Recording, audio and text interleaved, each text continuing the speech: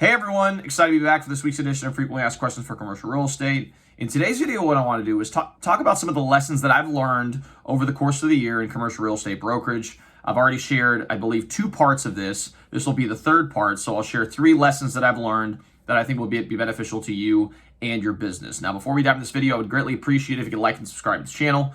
It really helps with the YouTube algorithm and ensures more and more people can hear this message and learn about the many facets of commercial real estate. So now you've done that, go ahead and like and subscribe below. Let's go ahead and dive into this episode.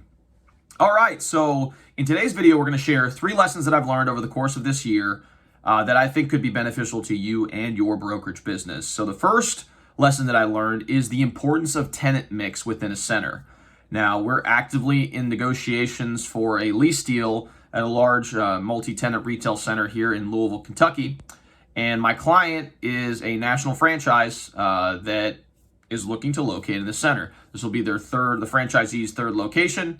And as part of the process of getting the lease done on this particular property, we had to submit a proposal to the national franchise for site approval. And as part of the approval process, you have to provide a host of different information, traffic counts, major retail draws, really a wide array of different things to kind of support why this particular site would be beneficial to locate at. And one of the main things they like to look for is the tenant mix. They want to understand, okay, what are the major retail draws to this particular center?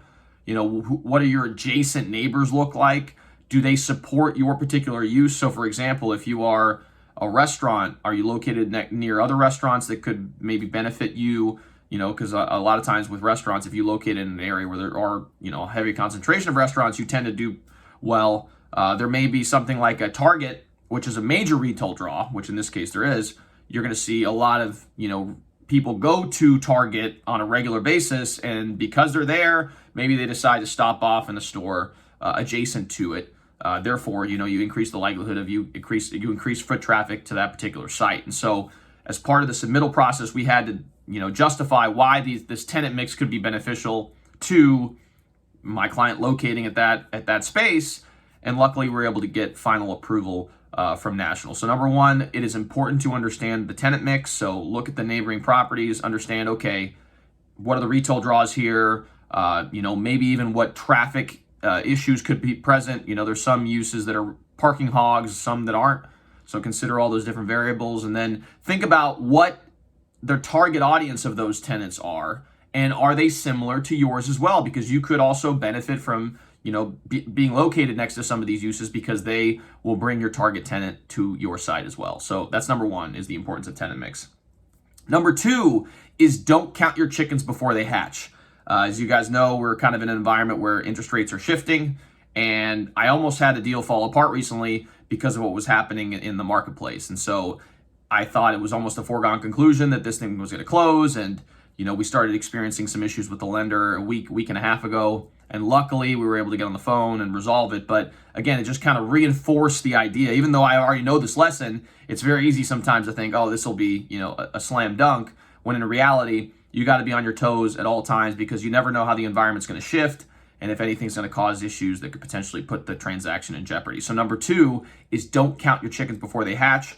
Always stay on your toes, and then find ways and solutions to a problem to make sure that once you do get to the closing table, that you're able to, get the document signed and everyone leaves happy. But again, you got to be on point at all times. It's not over till it's over, as they say. So that's number 2. And then finally, number 3 is the importance of building strong networks. And strong networks, obviously, from a community standpoint, getting involved in a variety of different nonprofit organizations. If you can serve on the boards, I would highly encourage you to do so. It just kind of showcases your willingness to help others, and the fact that you do have, people that you're serving with. They see that your commitment to the organization, and thus they trust you at a different level than they would just by meeting you on the street. And over time, you get to expand your network, especially if you're in organizations that are wide-reaching in your city. And then on top of that, I would highly encourage you to build your broker network. Get really close with people that are in your market. I understand that we are quote-unquote competitors. We are competing for the same type of business. However, we can do deals together. I mean, I can't tell you how many times I call up several brokers that are in the retail space just to kind of see what's coming down the pike, if they have anything coming available. I tell them about different tenants that I'm working with, and maybe there's a good fit there. And they share the same thing with me. And there's certain situations where I've been able to pass along opportunities that maybe weren't a good fit for my clients, but may have been a good fit for theirs. And likewise, they're able to share some information as well with me that could be beneficial to my clients. So building out your broker network, in particular with brokers that are kind of specific to your specialization. In my case, it's retail, but maybe if you're multifamily, reaching out to other multifamily brokers in your market to kind of share information and insights.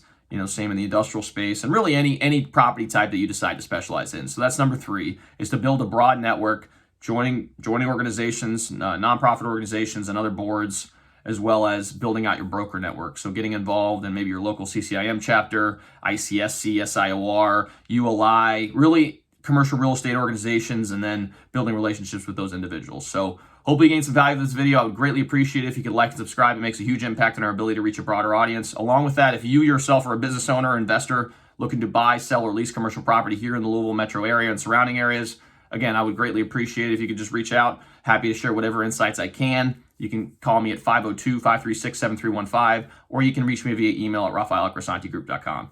Thanks again so much for tuning in, and we'll see you all next time.